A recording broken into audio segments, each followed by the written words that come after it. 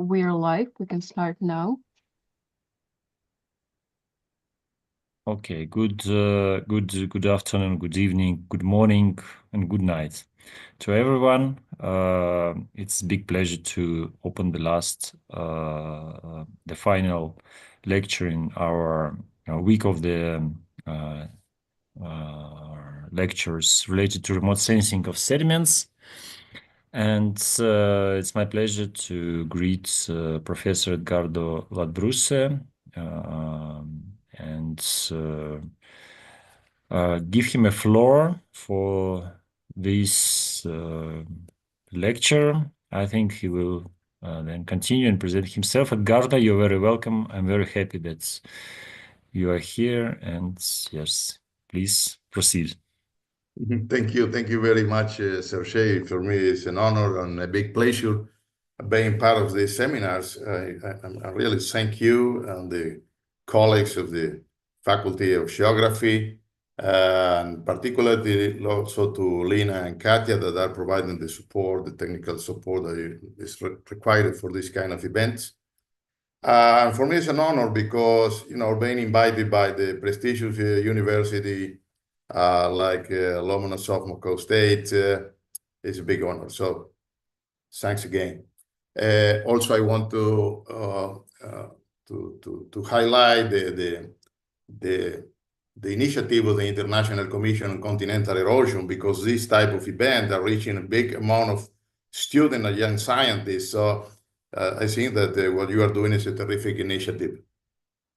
That said, I'm going to talk today on remote sensing of sediments applied to hydro-geomorphic studies in large rivers. My name is Edgardo Latrubesse. I'm working currently in the Federal University of Goia in central Brazil. I have been working in Brazil for a long time, mainly in the Amazon, the Cerrado, and all the big rivers, also in many rivers of South America, and in reality in 5 continents. So for more than 35 years, I'm working with rivers. Rivers are my passion, and particularly the large rivers are my weakness, I could say. Because of the focus of the meeting, today I'm going to talk specifically on remote sensing application of fluvial geomorphology. But for that, I have to introduce some general concepts on channel patterns and floodplain, because our focus is geomorphology, differently from other talk that we had before in this seminar. And I'm going to show you how I use remote sensing to study large rivers. And because of time constraint, I'm going to focus only on 2 study cases. One is the Amazon River in Brazil, the biggest river on Earth, showing you a sort of thing sediment budget approach. And the second one is a study that we developed in the Irrawaddy River in Myanmar, a pretty unknown river for specialists, where we had to set up, among other issues, a virtual gauge station. We know that satellite images have been used since the late 70s to assess the spatial and temporal variability of physical, chemical, and biological properties of water. And today, with all the technology available, we can systematically obtain information and data of different parameters from water. It can be water elevation, temperature, surface, sediment concentration, algal, chlorophyll, whatever. So the advances have been really outstanding in how we can use it.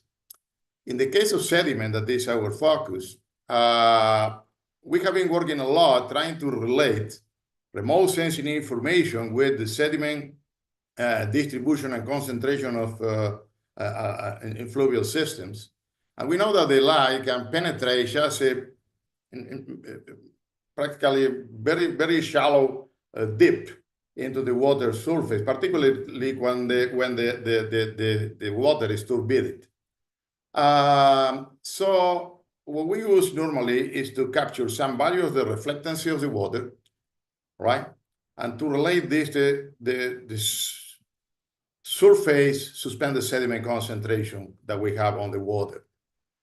Normally, we work in the range of the visible near-infrared electromagnetic spectra. Usually, the best results are in between 600 and 800 800 nanometers for this kind of waters. And we can use any kind of images. I mean, we can use a variety of options, Landsat, models, Sentinel, and others that are generated by local satellites from different countries. Now we can use drones, so sensors in drones. Even people is working with experimental data in tanks and using radiometers. And radiometers also can be used in the field, and we can join and combine all these approaches together. The point is that when we have all these values of reflectance, we have to calibrate our detection with real data, with proxy data. So we have to identify real good pixels and places in the river with values of sediment, surface sediment concentrations. So it's very important going to the field and to calibrate our own model locally. Many people is trying to use universal equation. It's a big problem, doesn't work. I'm going to show it in detail. So it's important going to the field to calibrate the models and to collect samples in the field. We have some problem with the technology. When we move to very clear waters, we can have difficulties to discriminate low ranges of suspended sediment concentration on the surface. And the same happens when we go to very, very saturated sediment rivers, where, you know, after some value, it's difficult to understand how much is the real suspended sediment concentration. For example, a big part of the big rivers barely can reach more than 500 milligrams per liter. In general, of course, we can get peaks on some rivers with more than that, but usually we are in the range that is below 500 milligrams per liter. But in many middle rivers and some of areas draining orogenic belts, mountains, and so on, we can reach huge values of suspended sediment concentration. For example, in the Chaco here in South America, an area we have been studying a lot, we can reach 40,000 milligrams per liter of suspended sediment concentration. 40,000 is a lot.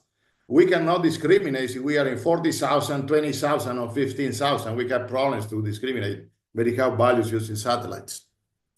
Another very, very important point for the students and young scientists here is what I directed my talk to them today is what kind of sediment we are calculating when we use satellites. We have problems here that we have to understand. We know that rivers, I don't know, you can see my pointer? Yes. So you see that we know that rivers can transport sediment through bed low or suspended low. We are talking about particles. But bed low is here, close to the bottom. But part of this bed low enter in suspension. And we call this suspended bed material load. Basically, in big river, this is sand, right? And you see that the concentration of sand can decrease when we move up in the water column. It's not homogeneously distributed. We have more concentration here, and we can get practically nothing in some rivers. Big rivers are pretty deep, so many of them, we don't have basically sand on the surface. But wash load that is formed by clay and silt, we assume that can be homogeneously distributed along the whole water column, how you can see in this cartoon. So the total sediment load of a river is going to be the bed load plus the suspended bed material load plus the wash load, making the total sediment load. The problem is what the satellite, what we are talking about is the upper part of the water column. So what we in fact are mainly capturing here is wash load. We are not capturing suspended sediment load. We are capturing surface suspended sediment concentrations by interpreting reflectance. And this is important because, right, is what I said before, wash loads tend to be well homogeneous distributed in the whole water column. So we use the satellite to estimate wash load mainly. Be aware here on the left corner that the state agencies, the governmental agencies, and books and all these papers provide you values of suspended load.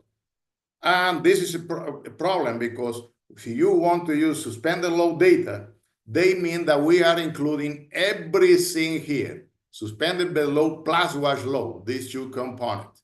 So this is what normally databases that you access are providing you. This is very, very serious issue.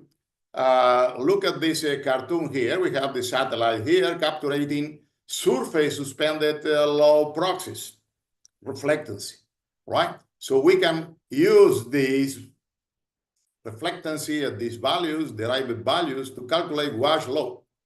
The problem is that we need to estimate as well, see if we want to calculate suspended load, we have to estimate these guys here, suspended bed material load, and this is a tricky measurement.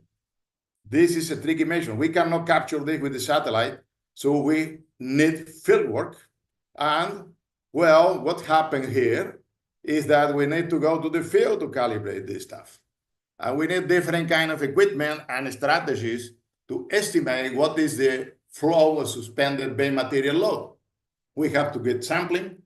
We can get integrated sampling, like many agencies are just collecting integrated samples. We can get punctual samples. We can use equipment with laser diffraction like LIS to see the concentration and the grain size of sediments through the water column, and ADCPs, acoustic Doppler profiles, where we can use the scatter of the equipment to try to understand and calibrate the concentration of suspended sand through the water column. Not too much people is doing that, and this is a big problem because people are providing crazy data of suspended load along the planet. And no, with the satellite, we are providing this stuff and not suspended load at all. And I want to highlight that the Russian colleagues here are doing the right thing. This paper here by the team of Professor Chalov and colleagues, and they are doing this in big rivers in Russia. They are using Doppler acoustic equipments to calibrate the transport of sands in big rivers. It's not common, and in Russia they are doing the right thing. While I say that, you have a lot of literature like this and how much sediment are flowing to the oceans. Well, in the past, mainly, people was using instrumental gauge station data, right? So what was people measuring in the station, hydrometric station around the planet, and trying to organize some global calculation. Probably the most famous papers are the Milliman and Mead in '83, and the book of River Discharge to the Coastal Ocean by Milliman and Farnsworth that produce a new synthesis of all these issues. The problem with this is that, or not the problem, you have to be aware of that, is that they have been using data from instrumental gauge station. People have been measuring this. So this is total suspended load that they use. Total suspended load calculation from that. But remember that from this total suspended load, in many rivers, 30 to 60% of the total load, suspended load, is this guy here, suspended bed material load. Is no wash load captured by the satellite. The problem is that now we have a bunch of people doing global analysis. Everybody's doing global analysis because we have computers, we have the technology, we have satellites with global coverage, and they are using remote sensing calculations using data of surface sediment concentration, right, to estimate global fluxes of rivers. And how they calibrate this using proxy data or one universal equation for all the rivers. And that is wrong. You can't do this. It's artificial and erroneous calibration of suspended sediment concentration when in reality, the maximum that we can capture is surface suspended sediment concentration derived from reflectance. So don't do that. Unfortunately, this is published in very important journal, Nature, Science, and so on, and people is going to repeat and repeat this probably for one decade or more, these unreliable products. So look at this guy up here on the corner. Open your eyes. Don't believe everything that the publication are telling you, and analyze how these data are produced. But let's go. I'm not here to discuss specific technical detail, but to show you some applications on large rivers. We are using satellites and detection of sediment with satellites for different applications. We know, of course, that this is a key process to calculate suspended sediment fluxes, for sure. They are a good indicator of water quality in natural conditions. They are a key indicator to classify water types, right? Clear, black, or turbid water, we call here in South America white rivers, but are brown in reality. And also contaminants that can be related to sediments. I saw that the first day, Professor Alexander Konoplev from Lomonosov was presenting a big mega project on pollutants in large rivers in Russia. It means that, of course, all this is related, and we can apply our techniques in all this variety of applications. Again, also in some areas, we have a source area, we have a gauge station downstream. We don't know from where the sediment is coming. We can confront the different type of water to, okay, this is the more turbid water, it's coming from this area. This is more clear water, it's not coming from this, and we can get a better rationalization of the fluxes without having too much information from a gauge station. It also is an important tracer to understand hydro-sedimentary channel floodplain connectivity. This is important for many issues, how sediment transfer from the channel to the floodplain and vice versa, from the floodplain to the channel, and we can trace the sediment using the satellites. For that, we also can create sediment budget. We are going to talk today about the Amazon in an approach that is source to sink. We know that in this gauge station, we have all the sediment. In this gauge station, we have this amount of sediment, what is happening in between, how the exchanges are. We use sediments to trace this. This also relate to understanding denudational cycles and relevant hydro-biogeochemical cycles, because we have to understand how the continents are being eroding, how the mountains and the plateaus and so on are being eroding, and we can relate our fluxes to that, right? And it's great to study rivers, confluence, and bifurcation I mentioned before. For example, in the Amazon, we have been studying the confluence of the Negro River and the Amazon River. The Negro is huge. It's almost twice the water discharge of the Lena River, for example, or Ovi River. So the water mix doesn't mix, runs together for 200 kilometers, black water like Coca-Cola of the Negro River with the muddy water of the Amazon. They don't mix, and we can follow all these paths and using satellites. We have been working a lot with ecologists as well, because our studies are important for riverine and aquatic ecosystem and to assess ecosystem services. And of course, sediments are a good indicator of anthropogenic activities. When we have deforestation, mining, dam regulation, we are modifying the sediment regime of the rivers, so we can generate abrupt inputs of sediment for some activities in some regions and so on, and we can track this stuff. And of course, as well, now in time of climate changes, we can apply these proxies. For example, in your case, Siberian rivers are very sensitive to climate change. You have the problem with permafrost and carbon, and people have been working on this basically in your area. Like this is one of the papers I have been following. Bennett Schultz, one of the authors, also provide you a previous talk about the application of remote sensing to this important issue for Russia. Let's refresh some basic concepts in geomorphology. Remember that we can visualize a fluvial system like zone 1, 2, 3.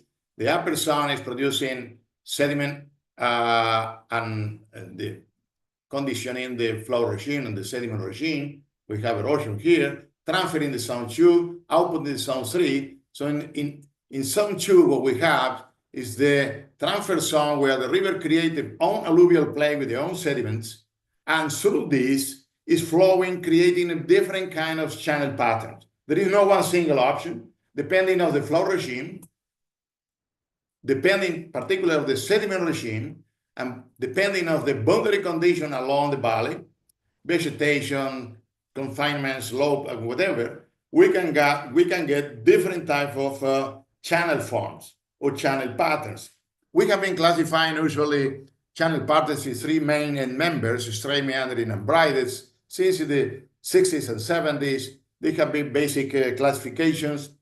We have straight, meandering, like single channel system. People was considering in the past multiple channel systems to be braided, and some other river like have islands in between channels that people all the time was calling anastomosis.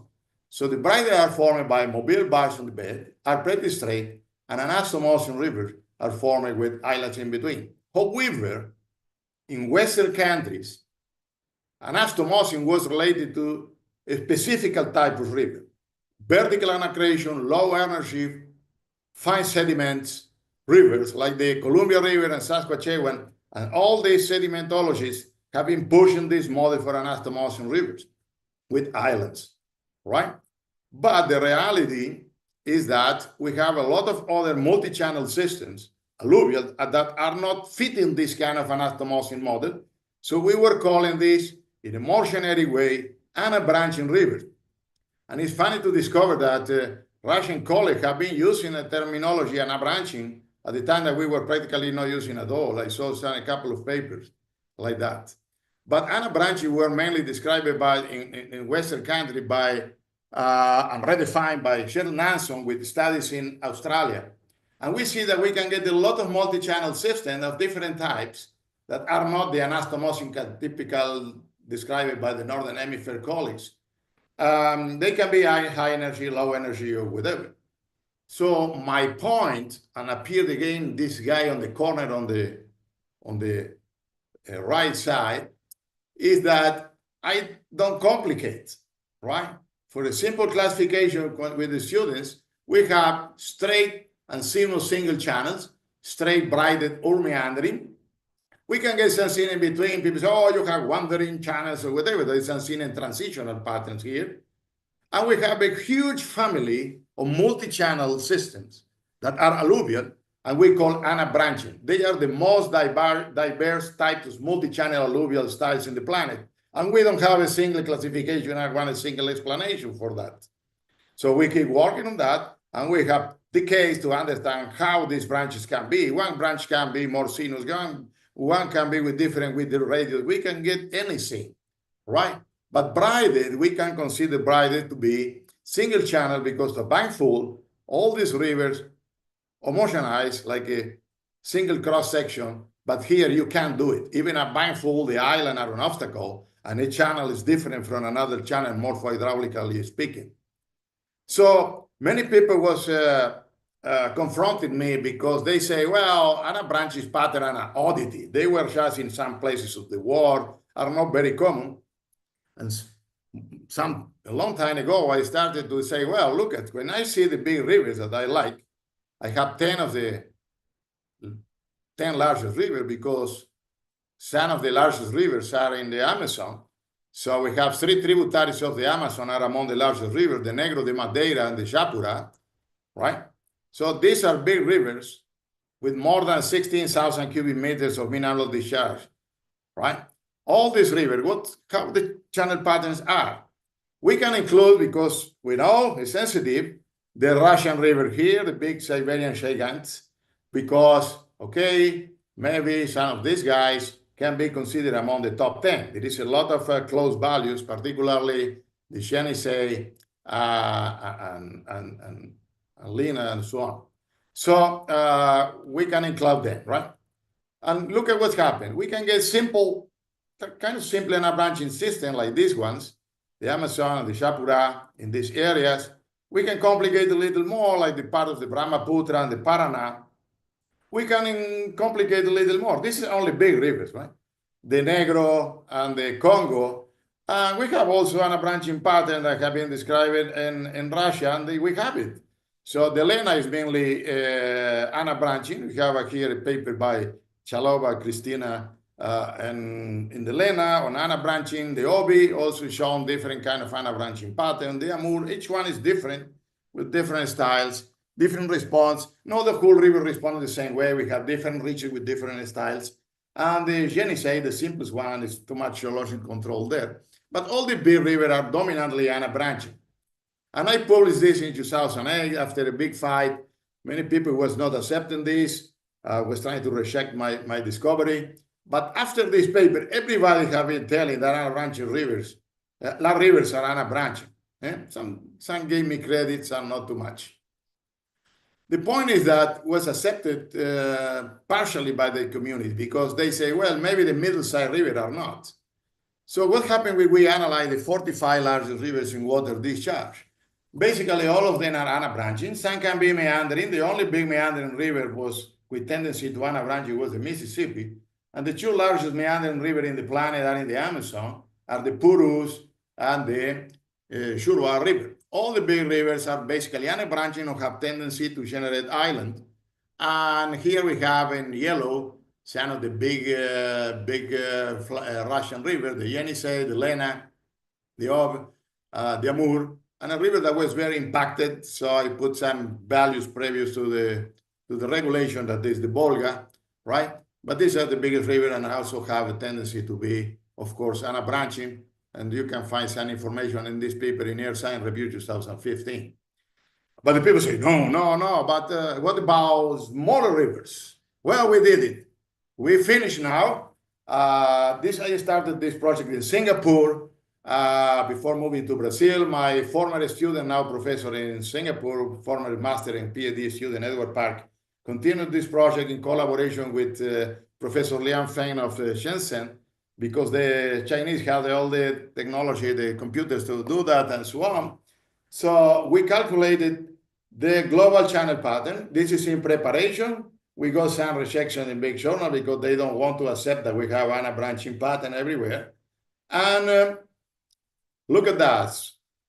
50% of the channels in the planet are ana-branching, 24% meandering, straight area that connect channels or, that are in between structures are straight, 18%.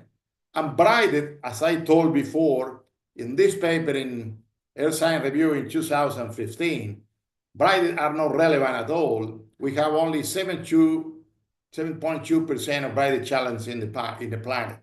And we have been doing this per continent. We have been doing this per physiographic areas, lowland, mountain, coastal, and whatever. In all the world, ana-branching are dominant with the exception of the part of the island of Indonesia, of Oceania.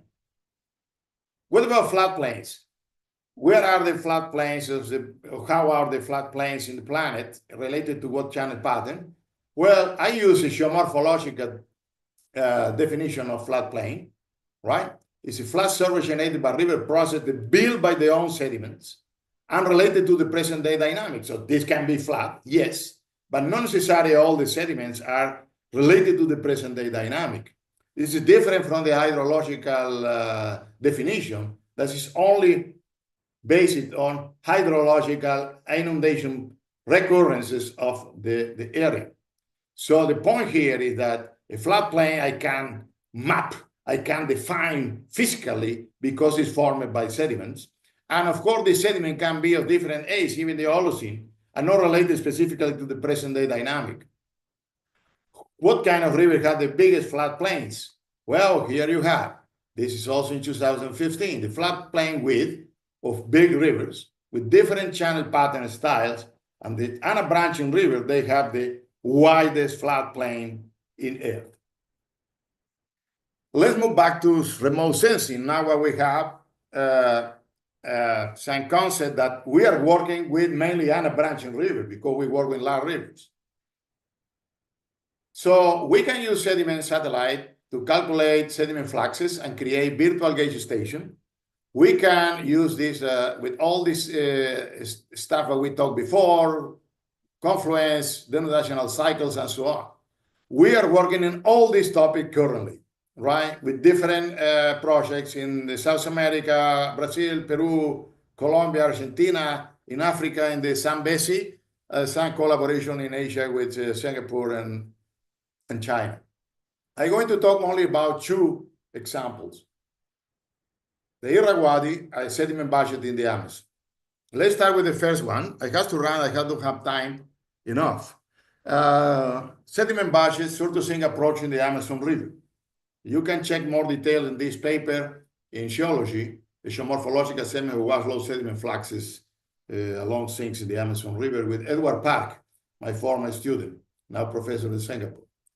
So the scope of this was to identify sediment sinks along the lower Amazon. It's an area of 1,000 kilometers in length, link the distribution of sediment sinks with the floodplain geomorphology style and channel flooding dynamics. Just to locate you, this is the more than 6 million square kilometers basin of the Amazon. All the sediment basically are coming from the Andean tributaries. 500 millions come from here, from the Ucayali, Marañón, and other tributaries here, and 400 million come from the south along the Madeira River, the biggest tributary of the Amazon, are shown in this point. So the peak of sediment discharge of the Amazon is reached from this point downstream, from the confluence of the Madeira with the Amazon and downstream. 400, making more or less 900 million tons of sediments, total suspended low, sand, clay, and silt, in Óbidos, the station that is the last station we have in the Amazon downstream that capture the fluxes of the system. So 50% is coming from here, 45% is coming from here. This is the last station in Óbidos. There is instrumental gauge station in these places, and the Brazilians with the French have been, through a cooperation program called IBAN, have been collecting sediment samples on the surface every 10 days in many of these stations for several years. That's fantastic. They keep doing this in collaboration with Professor Marciano Filisola and others from the University of Amazon.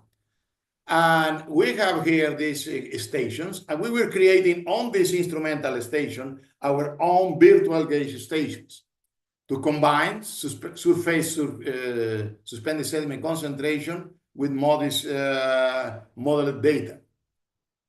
We did this for the period 2000-2015 using a simple model that now we use as well. I'm not going to talk about modern technologies. Professor Chalop was talking about the application with the modern technology like Google Engine and so on before, right?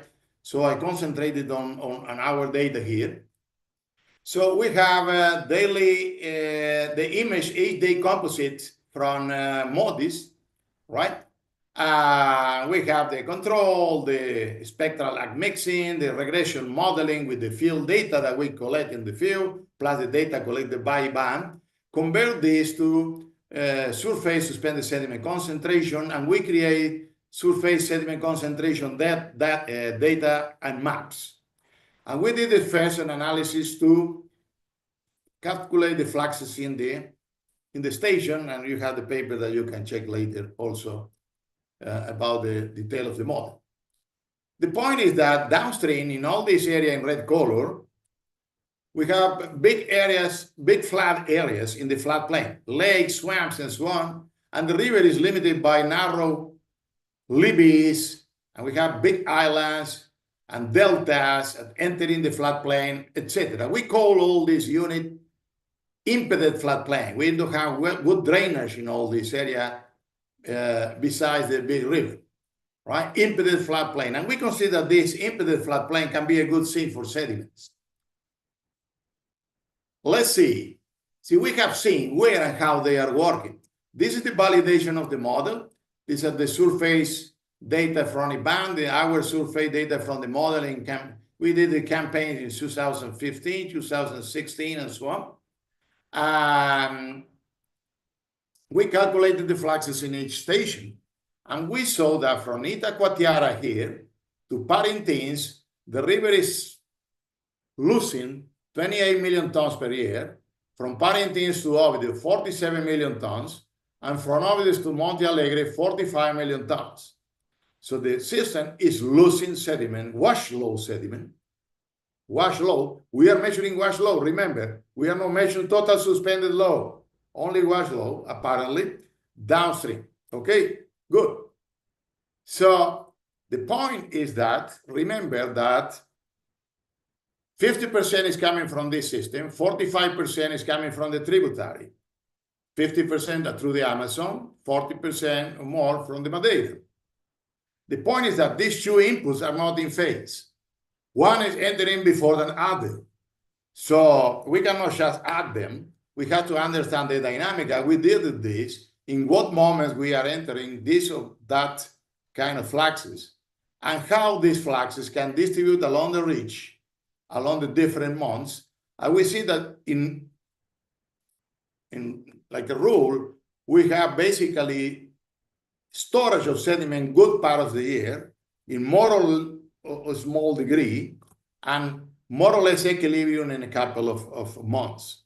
So the connectivity of the floodplain is not only an overbank flow during high floods. It's happening in many ways with the floodplain along the year. It's more complex than just overbank. The point is what we are transferring to the floodplain. This is a very good paper by Boucher et al. The French with the Brazilian did this calibration in Óbidos, the major, biggest gauge station we have in the Amazon, in the area. And look at this. In the top 10 meters of water column, we only have wash load. We don't have sand along the year arriving to this elevation of the water column. So this is interesting because we have been collecting water samples on the surface, and we confirm that, modeled and calculated by Boucher.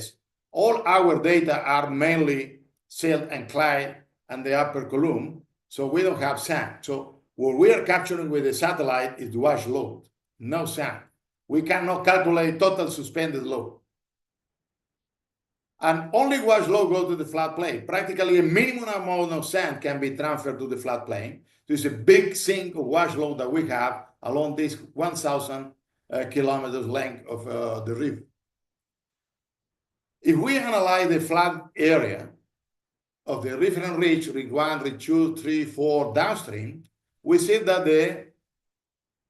this is the inundation area normalized by ridge, the length. The inundation area increased downstream. Cool. So this is inundation frequency patterns. You have the frequency here. More area, more frequency. But this is not enough to say that we are capturing sediment there. This is important because people want to use, flood. No, it's not just flood. Flood is not related specifically to sediment transfer.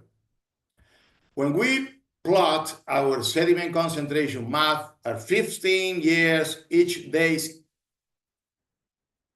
composite maps, it's a big amount of information, right? We see that suspended sediment concentration from ridge 1 to ridge 4 along the floodplain is increasing downstream. We have more red colors, more connectivity downstream, more higher values of concentration downstream from ridge 1 to ridge 4. So we are really having sinks in this area downstream. But that's the problem. This is a very nice paper by Mertes. Leo Mertes was a professor in Santa Barbara, passed away very young, but was a pioneer in the study of sediment concentration in satellites. What happened in Big River is that at low water, okay, we don't have too much water on the floodplain besides lakes and swamps. With the rising water, we start to get connectivity, but also we have connectivity from lateral and tributaries and rainfall. And in high water, what we have on this big floodplain is a mosaic of water. We don't have only water transferred by the overbank flows of the Big River. So this black here can be a water totally different from the brown water of the Amazon here that are in gray color. That's the reason we can't use only flat patterns, right? Look at here, using suspended sediment like a proxy. In ridge 1, this is the flooded area. This is the area influenced by the sediment of the Amazon. This is the flood area and so on for each ridge. And you see that the area of the influence of the Amazon waters is smaller than the total flooded area of the floodplain. So now we can constrain the sinks for sediments. And again, who is limiting this are the landforms, and the levees are very important. Look at the size of this huge levee here in the Amazon right banks, right? We have levees everywhere, and the floodplain increasing with area downstream, but the levees decrease in elevation downstream, offering more opportunity for overbank diffusion and transferring of sediment to the floodplain.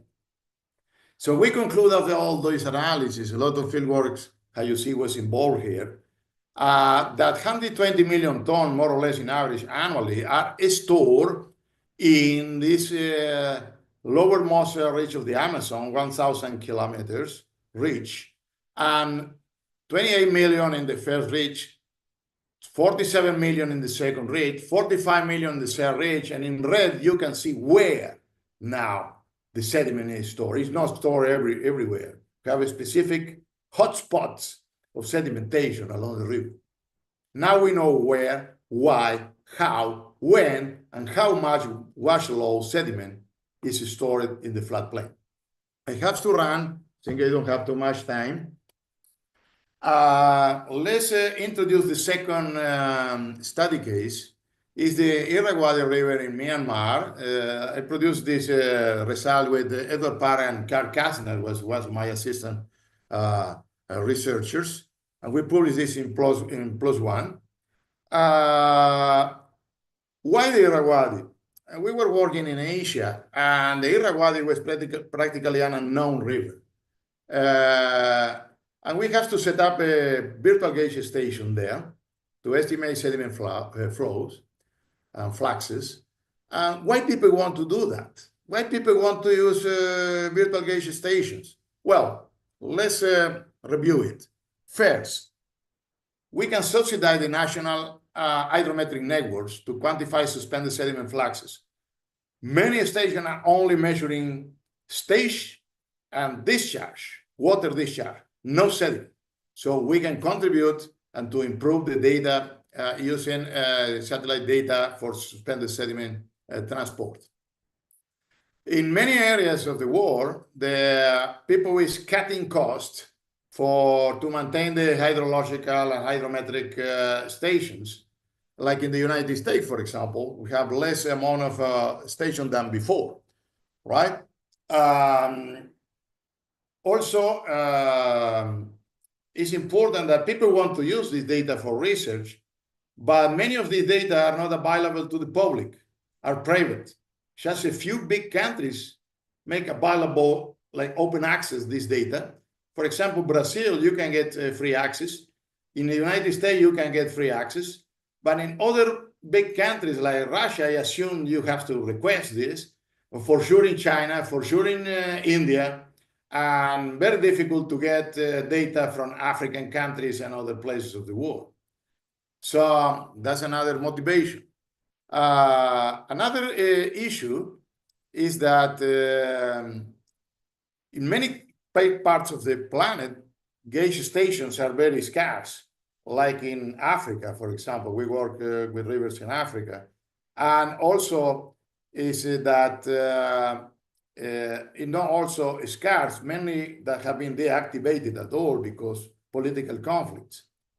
And also very interesting because if we start a new operation in some place that we didn't have data before, when we calibrate this, let's do start today, we can move back in time to reconstruct historical series of sediment concentration when we calibrate our model in areas where we had any data before. But why the Irrawaddy River was interesting for us is because many people know the Mekong River in Southeast Asia is the best, the big river, the most known river in Southeast Asia. But the Irrawaddy is the second largest river in water discharge in Southeast Asia. It used to be the second one. Now is the first, the largest river in water discharge in Southeast Asia because the Mekong have been highly impacted by dams, right? And it's practically unknown. The present mean annual discharge is more than 13,000 cubic meters per second, so it's comparable to the big guys. But the drainage area is very small. It's only 400,000 more or less square kilometers. Think about the huge basin that you have in Lena, Obi, and Yenisei rivers to get a little more this year than these guys here, right? So this is very compact, but a very high runoff system. It's very poorly studied. Regulation probably is incipient, but it's still in natural condition. We can't understand this big river like used to be without too much human influence. The delta is the most pristine and well preserved in Southeast Asia. They have huge flat mud areas in the Martaban Gulf here, in the close to the delta, and together with the Salween River, another poorly studied river, in all this area of the Andaman Sea, probably is the biggest area of sediment sink of wash flow in the planet that is active today. Unfortunately, we cannot continue here for different reasons, particularly political reasons. It's very unstable. We cannot keep doing fieldwork there. The project was very, very ambitious. We have several results that we didn't publish yet about geomorphology and hydro-geomorphological process. But today we are going to concentrate only in one part of the program, that was sediment fluxes. And we did the same that we did it before with the gauge station in the Amazon. We use MODIS, we calibrated this, and we go data of sediment fluxes. Just to introduce this basic, look at the size, 420,000 square kilometers. It's surrounded by mountains in the border with India and China, and this is part of the Myanmar. And in China border, we have high mountains in the Himalayas chain. We can reach more than 5,000 meters above sea level in these mountains, but the big elevations are not big in area. Look at that, the integral, isometric integral in red, right? Good part of the elevation is beyond 600 meters, the mean elevation.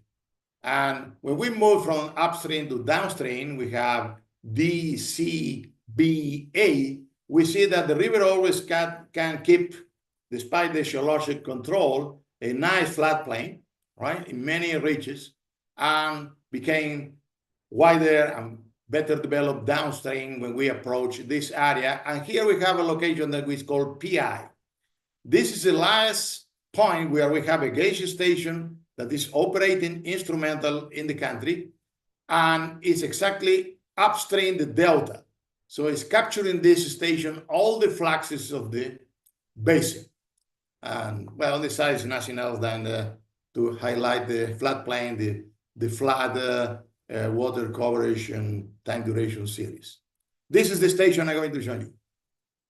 So we went to the field, right? We use the same kind of model for 15 years calculation of suspended sediment fluxes, wash low suspended sediment fluxes, right? And look at that. We have to work with the same kind of model, go to the field, echo sounds, Doppler acoustic sampling, and we filter the sampling. We also use usually filtering to calculate suspended sediment concentration using vacuum pumps and so on. It's similar to other authors. But in this case, we didn't have data from an agency like in the Amazon. So we have to rely on our own data, no extra data. So we were collecting all around the area a couple of field works to calibrate the satellite image. The calibration was pretty good. We were working with pretty high level, so we got a good capture of the moment that the sediment transport can be high. And we were collecting big samples, 20 liters, back sample of surface water to estimate how much fine or coarse sediment were on the surface. And interestingly, no problem at all, despite the river is pretty energetic, we got basically that 91 to 95% of the sediment load on the surface is clay and silt. Only depending on the sample and the location, 5 to 9% can be very, very fine sand, right? The average of the surface suspended sediment concentration range from 200 to 450. So remember, wash load. Okay, these are we are calculating with the satellite. There is a lot of sand in this river and the water column, huge amount. So we did the composite again. This is below is a PA area 8-day composite, each 8 day from 2000 to 2016. We have a map like this. And we did this for other station, auxiliary station upstream, using the same model calibrated here. And we arrived to some conclusions. Well, look at, this is a very monsoonal system. So the rainfall can change dramatically from season to season. During the rainy season in August, rainfall is over 200 times the rainfall in February, right? Very extreme monsoonal climate, correct? But, of course, this share is not so extreme. It's bigger than in other big rivers and tropical rivers, but we can get, this is in blue, our mean monthly discharge average, mean monthly discharge values can be 10 times more in July, right, than in red, sorry, in red, in August than in February, right? This is this chart here, red. So it's 10 times bigger than in February. But daily discharge can be a lot more extreme when we compare the peak of the year with the lowest data of the year. What about sediments? These are the sediment flags that we calculated in blue, and we can see that more or less follow the same hydrograph, but we have a peak a little earlier than the water discharge. This is common also in many big rivers. We have the sediment arriving to the peak before the river reach the water discharge peaks, right? And there is a very nice Easter eggs here. Nobody detected this before in this big system. You can see from month 1 to month 12, this big Easter egg, we have a lot of sediment entering into the rising stage because we have this extreme rain and introduction of sediment. But it's very nice that we have also significant suspended sediment during the low season, the low water season. That means we have resuspension by the river because there is practically no rain at all. And we have to study better this dynamic of this resuspension from the bed and the floodplain into the system. Anyway, this is more a curiosity because nobody knew that before. And we calculated the total sediment annual fluxes for this period of time, 15 to 16 years, in 144 million tons of wash load, silt, and clay. What data we had before this? Well, people was trying to estimate this before us. Gordon in 1885, Robinson 2007, Asconing in 1988, Baronas in 2020. But what they have in common? What they have in common is that the only guy that went to the field to do a cross section, to collect samples and to measure velocities and so on, was Gordon in 1885, a British civil engineer in charge of river works in Myanmar during the late 19th century at the time of the British Empire. So that's the guy that went to the field. All these other guys were later recalculating on the values of this guy in 1885. There were no real measurement on the river at that time. Look at how good was Gordon that he was estimating the fluxes in near 240, 260 million tons per year. Robinson said, well, maybe recalculate this using the Gordon data. We can reach more than 300 million tons. Asconing is a little lower than Gordon, and Baronas is in between both. So, I mean, we can get a little higher, a little lower than Gordon calculation than the average of all this calculation before. We calculated 144 million tons of wash load.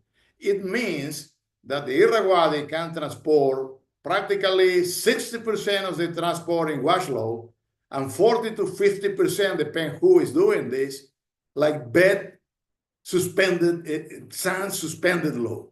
That's very important because we are only capturing half of the total suspended load with the satellite. When we compare wash load at global scale, what river are transferring is what we measure with the satellite. What river are transferring clay and silt to the ocean, wash load to the ocean. These are the biggest rivers that transfer sediments, wash load sediment to the ocean today. The Amazon, Orinoco, Yangtze, Paraná, Ganges, Brahmaputra, Mississippi, IAHS-ICCE, Mekong, and Magdalena River. They can be very huge, like the Amazon, 6 million square kilometer drainage area. It's small, right? And look at this graphic, right? The Amazon is the main contributor of wash load to the ocean, but it's huge. More than 200,000 cubic meters per second of water discharge and 6 million square kilometer drainage basin. But the sediment yield is pretty low, right? We are below 100 tons per square kilometers per year. The Yangtze used to be a river that transported a lot of sediment, no longer because of the dams. It's just floating here now. It's a big river. The Paraná is still transporting the same than before the dams, not too much changes at all in terms of wash load, and it's transporting a little more than 100 million tons. Big basin comparable to the Siberian River, 2.4 million square kilometers of drainage basin. The Mekong used to transport more, is now transporting a little less, a lot of less, sorry, because of the dams. So beyond the Amazon, we have the Magdalena and the IAHS-ICCE competing for who is the second largest contributor to wash load to the ocean, right? Two pretty small rivers draining orogenic belts, one in Asia, one in South America. The Magdalena is draining the northern Andes. So probably the second or third largest contributor of wash load to the ocean. So I think it's interesting to keep working on this river. It's the last survivor in Asia. All the other rivers have been totally impacted, almost naturally destroyed, like the Mekong, and a lot of impact in the Indian River that the colleagues presented days ago in our seminar here. It's relevant because it's the second major input to wash load to the ocean and deserves more attention by the scientists and so on. Unfortunately, the political situation is difficult to keep working there. So to conclude my talk, I want to say that we are living a particular time in science where big data sets, remote sensing, modeling, and computers are the rule. And I like to say the following. I say that just applying a statistic because we have good package to do computer processing with a statistic or images, or running different kind of models using databases that now are available. Oh, I have a global database. Oh, I go to Sergey, send me a database, and I start to work on this with Russian rivers and doing experiments and so on. Is not enough to understand rivers and nature, right? I think that to understand large rivers, we need essentially to study the rivers in situ. Of course, we have to use all the necessary tools and available tools and technologies, but we have to keep working in situ, going to the field, measuring, interpreting the records, understanding nature. And if you are a geomorphologist, you have to apply the concept of geomorphology and earth science. Don't shift, don't be tempted just to make graphic and correlation that can be making some statistical sense, but they don't make any sense in nature, like some of the papers that I showed you before. Fieldwork is fundamental, no matter how much wild and how much remote the places are. And I want to congratulate again the Russian colleagues of Lomonosov that are going to the field, working in the Siberian rivers, carrying the sampler, the IDCPs, and making observation and description in such remote places, right? So if you want to contact me, you have my email here. You can make me question, you can request paper, you can discuss anything that you want. I am at your disposal. And I finish in telling Большое спасибо. That's all. Thank you. Большое спасибо, Professor Edgardo. Thank you very much. Yes, it's excellent talk, and I really appreciate your critical vision on the aspects, which is very important to follow with the previous lectures that we heard, especially related to suspended sediments. It's very nice contribution to the, let's say, the whole scene of the applications. Great. And of course, with the last slide, it's just we hope that we will do the field work at some moment together. And have a picture with that at some of these our large rivers. So we move to the question. There are a few questions came from the chat. Maybe firstly I would give them away to the question from the chat, and also I have something to ask. And so there is a question, so in which in the order they delivered. So the question from Bazir Ali: is it possible to estimate the volume of sediment budget from source to sink of a river using the ARS-GIS approach? Well, thank you for the question, Basir. Well, I always say the same, is what we are going to estimate. One thing is estimating fluxes. Something is estimating volume, the sediment budget. Right? We have been doing this, and the problem with this is you need very good geomorphological information to understand the volume that you accumulate in a sediment budget. Because the sediment budget is including not only wash load fluxes that we can detect with the satellite, right? But it's including bed suspended load plus bed load. And all these landforms, we have river mobility, shifting, and so on. We are storing also bed load and suspended sand in many different kind of landforms, right? So we can't do it if we don't have a very good field control.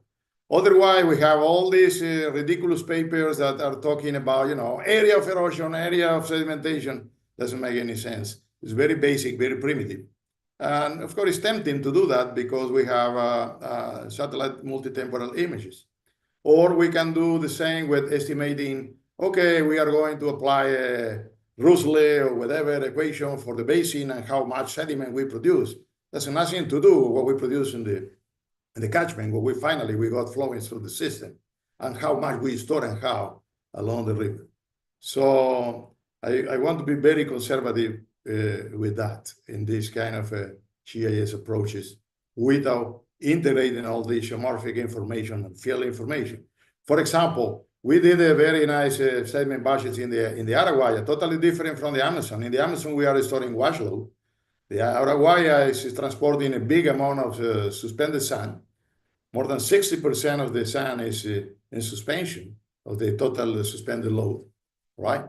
So the measure accumulation and so on is in fluvial bars that accrete in different ways to the floodplain and reactivate the floodplain, right? So we have to measure the thickness of sediment along all the way to calibrate how much in tons, how many tons of sediment we are storing, right? We had to do that. The satellite was not enough with the GIS approach. Yes, thanks, Edgardo. Very reasonable answer. And also we have a question, so I wouldn't read the name fully. The peak of SSC is not the same as the peak of discharge due to fluvial hysteresis. How can good estimates of daily SSC be adjusted based on discharge, even when expanding SSC data with remote sensing?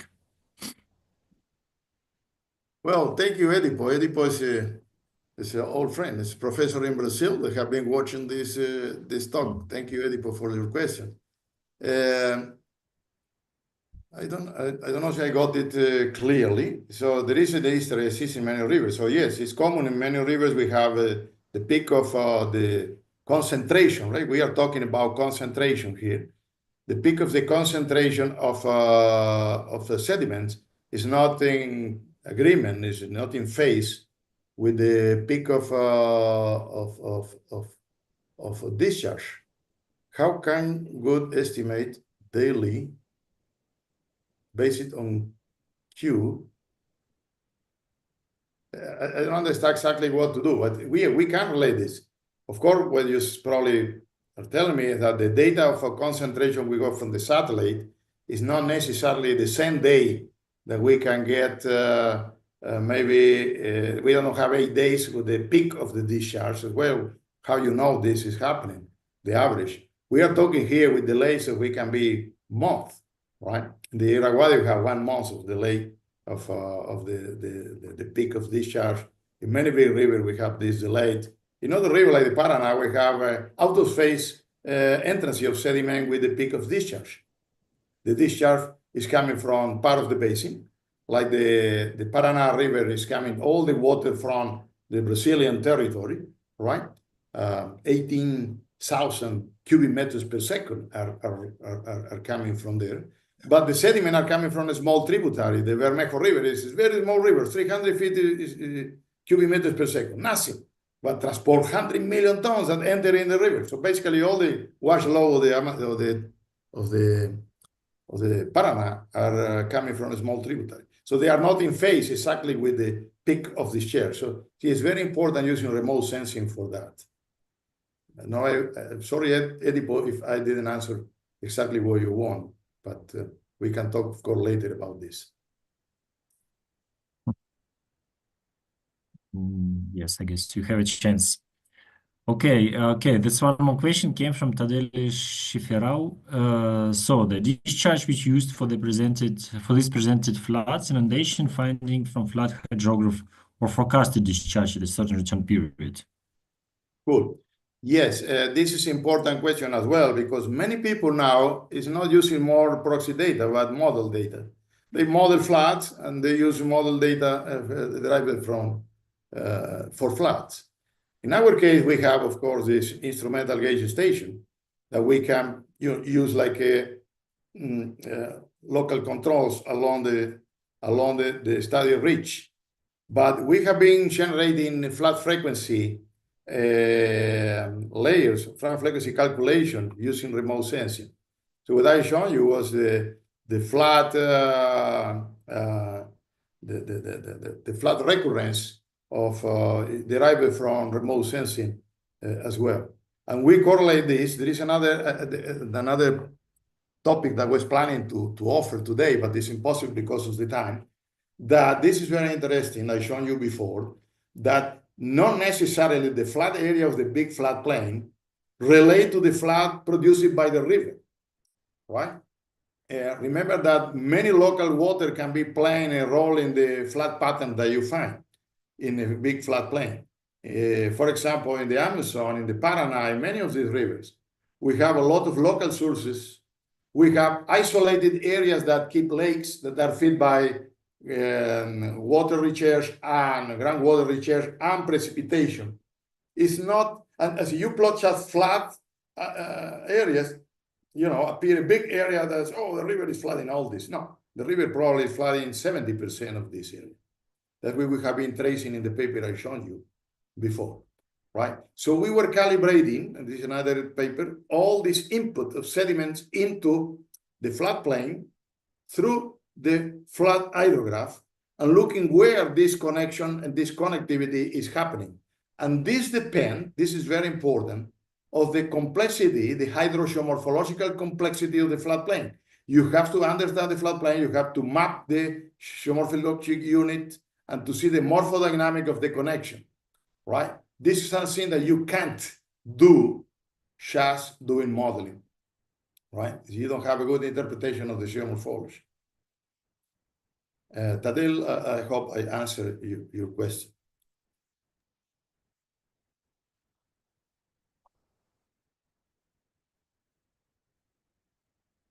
Hello. I think Sergey is frozen, right?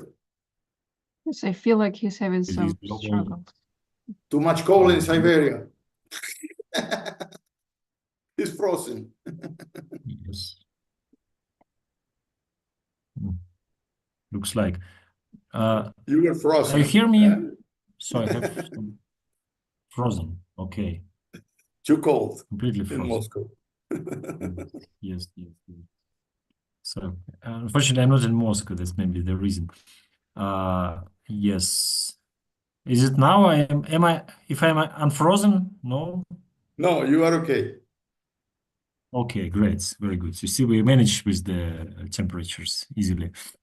So that's Edgar, the point is that if we have that you mentioned this global study on the channel patterns, this estimate in the beginning, which I guess is done for 25 large rivers. So I wonder about the scale of the rivers is in the database that you showed.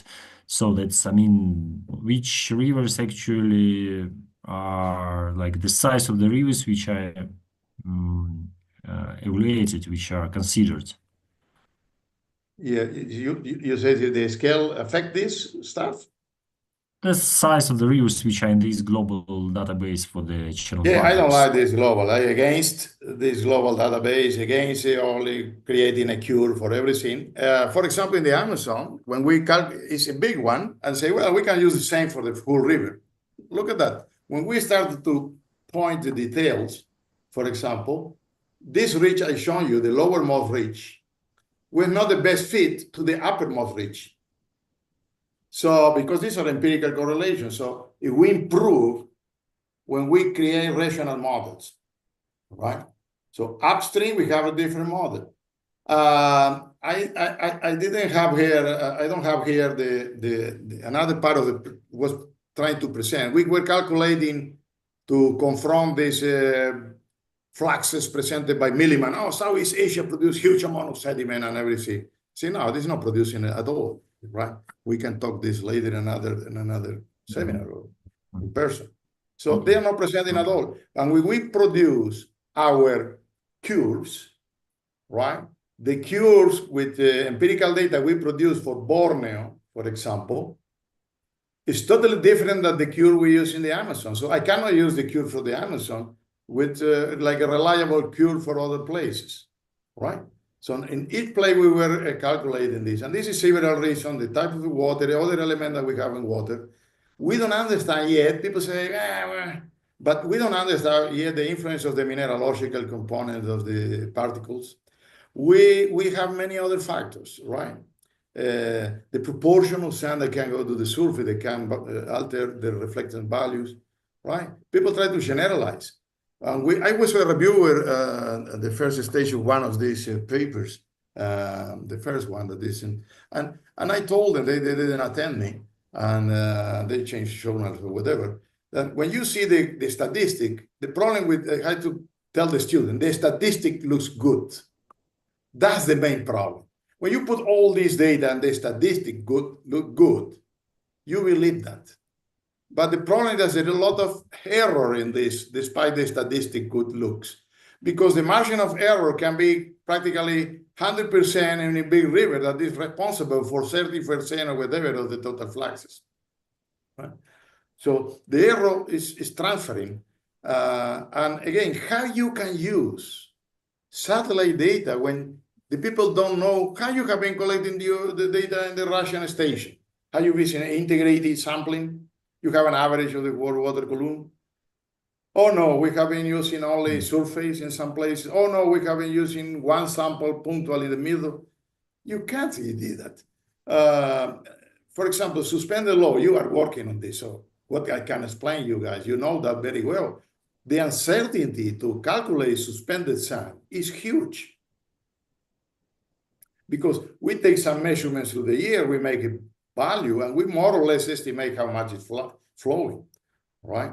And so at this uncertainty, we include a new uncertainty by collecting with the satellite and making one global analysis full of uncertainties. So we are transferring uncertainty through uncertainty and producing these values like truths, when in reality, they don't explain to the readers that this is not reliable at all, it's an approximation.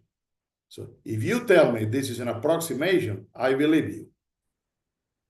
But if you tell me, oh, this is the global fluxes, and we publish this, and you have to, no, that's wrong, right?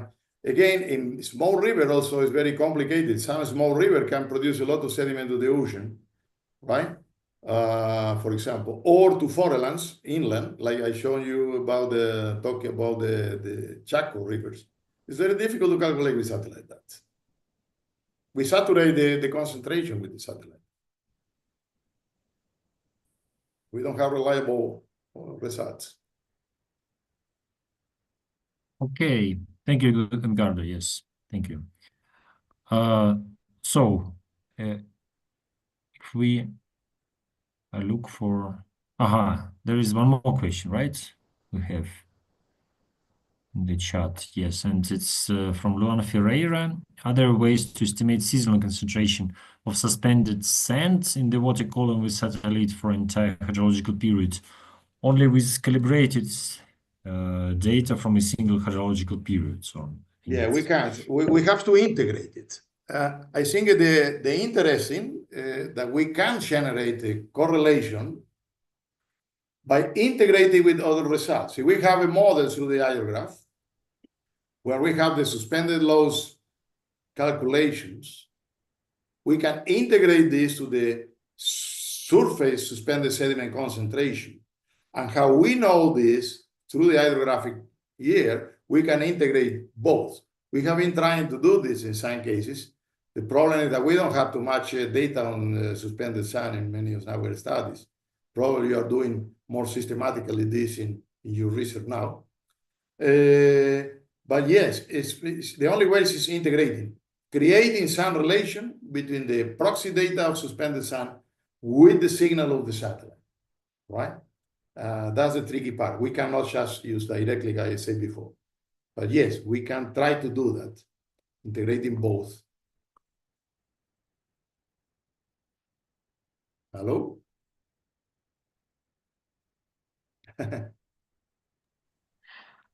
Oh no, I think there has been a technical issue once again. Yeah, it's in your hands. But yes, I think that was very clear. I'm afraid we should wait just a little bit more, but I don't see any more questions in the chat, so I think that would be all. Thank you so much. There are many positive comments for your presentation, and the comments especially on the uncertainties and their propagations. So thank you so much. Thank you very much. And we lost Sergey. I really hope he's coming back, actually, when the connection back. Do you want to better. wake him? It's up to you. Maybe just a second.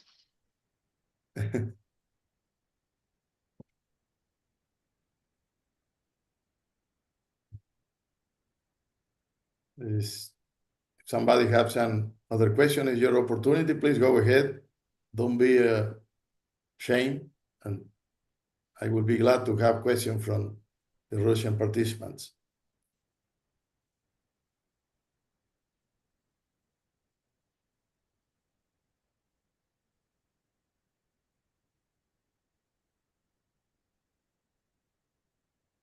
Okay, so Sergey has texted me that the internet has been switched off for him. So I'm afraid we should be able to stop here. Thank you so much for your wonderful talk. It was really inspiring. Thank you. On the behalf of the organizing committee, I must make some announcements due to the lecture. So thank you to everyone who has joined us this week. It was really moving. Thank you to all the lecturers and all the listeners and everyone who has been leaving comments. And I think we have Sergey back. Okay, good. Yes, thank you to him. So he would be continuing the talk right now. Friend is back. Yes. Yes. Sorry. Nice to have you back. I think that's all with the Yes, questions. yes. We don't have any more questions right now. Okay. So